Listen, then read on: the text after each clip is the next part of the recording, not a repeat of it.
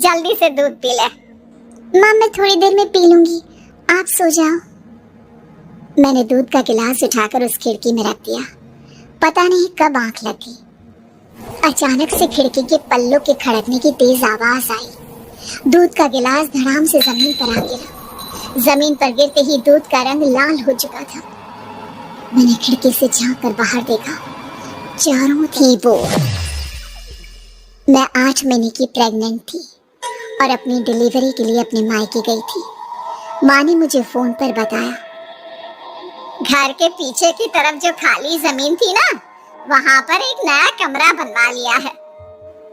इतने सालों के बाद जैसे ही अपने घर में कदम रखा, कुछ अलग सा लगा। माँ, ये घर के पीछे की तरफ नया कमरा बनवाने की क्या जरूरत थी? अरे बेटा, घर के पीछे दूर दूर तक खाली जमीन है। तेरे पापा को कई दिनों से लग रहा था कि यहाँ पर एक कमरा बनवा लेंगे तो ताजा हवा मिल जाया करेगी। अब तो ये सब छोड़ और चल। तरफ धूप अंधेरा था। उस अंधेरे की तरफ से कुछ आवाजें आ रही थी, जैसे छोटे बच्चे आपस में खिलखिलाकर मस्ती कर रहे हो।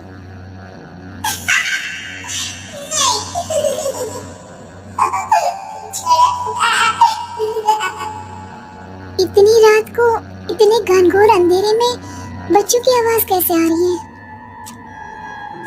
घड़ी में वक्त देखा तो ठीक 12 बजे थे। देखकर मैं सन्न रह गई। बुरी आत्मा और भूतों की कई कहानियां मैं सुन चुकी थी। वक्त भी कुछ ऐसा ही था।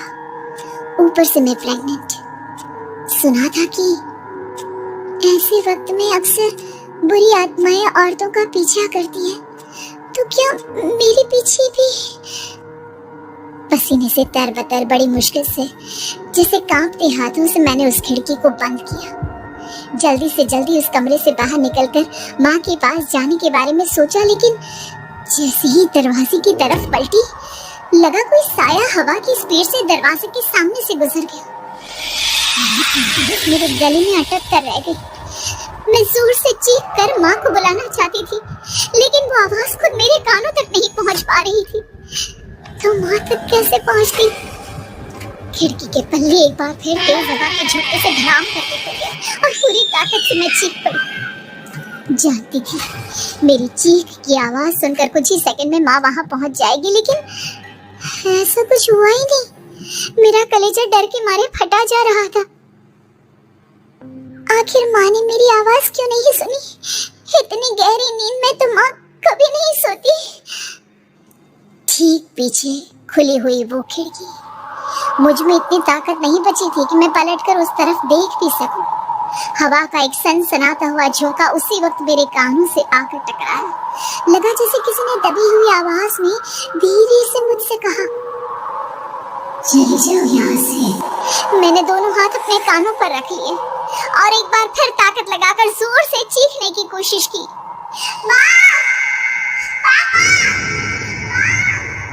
मेरी आवाज उस कमरे की दीवारों से टकराकर वापस मुझे ही सुनाई दे रही थी।